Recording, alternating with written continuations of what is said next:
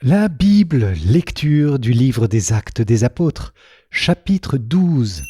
Bienvenue, chers amis, dans cette nouvelle lecture de la Bible avec le livre des Actes des Apôtres au chapitre 12. Nous allons y découvrir ce miracle où Pierre est délivré de la prison d'Hérode, où il avait été jeté lors d'une nouvelle persécution contre l'Église. Si vous découvrez la chaîne Esprit Nouveau, je vous invite à vous abonner dès maintenant en cliquant sur la cloche pour être informé des nouvelles vidéos. Et puis, n'hésitez pas à liker la vidéo et à la partager dès maintenant. Nous commençons cette lecture de la Bible avec le livre des Actes des Apôtres, chapitre 12. À cette époque, le roi Hérode Agrippa se saisit de certains membres de l'Église pour les mettre à mal. Il supprima Jacques, frère de Jean, en le faisant décapiter. Voyant que cette mesure plaisait aux Juifs, il décida aussi d'arrêter Pierre. C'étaient les jours des pains sans levain. Il le fit appréhender, emprisonner et placer sous la garde de 4 escouades de 4 soldats. Il voulait le faire comparaître devant le peuple après la Pâque. Tandis que Pierre était ainsi détenu dans la prison, l'Église priait Dieu pour lui avec insistance. Hérode allait le faire comparaître. Or, Pierre dormait cette nuit-là entre 2 soldats. Il était attaché avec 2 chaînes et des gardes étaient en faction devant la porte de la prison. Et voici que survint l'ange du Seigneur, et une lumière brilla dans la cellule.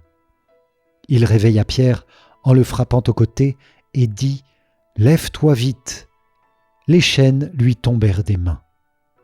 Alors l'ange lui dit « Mets ta ceinture et chausse tes sandales », ce que fit Pierre. L'ange ajouta « Enveloppe-toi de ton manteau et suis-moi ». Pierre sortit derrière lui, mais il ne savait pas que tout ce qui arrivait grâce à l'ange était bien réel. Il pensait qu'il avait une vision. Passant devant un premier poste de garde, puis devant un second, ils arrivèrent au portail de fer donnant sur la ville. Celui-ci s'ouvrit tout seul devant eux.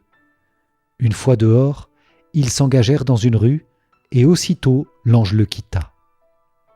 Alors, se reprenant, Pierre dit « Vraiment, je me rends compte maintenant que le Seigneur a envoyé son ange, et qu'il m'a arraché aux mains d'Hérode et à tout ce qu'attendait le peuple juif. » S'étant repéré, il se rendit à la maison de Marie, la mère de Jean, surnommée Marc, où se trouvait rassemblé un certain nombre de personnes qui priaient. Il frappa au battant du portail. Une jeune servante, nommée Rhoday, s'approcha pour écouter. Elle reconnut la voix de Pierre, et, dans sa joie, au lieu d'ouvrir la porte, elle rentra en courant annoncer que Pierre était là, devant le portail. On lui dit « Tu délires !» Mais elle soutenait qu'il en était bien ainsi. Et eux disaient « C'est son ange !» Cependant Pierre continuait à frapper.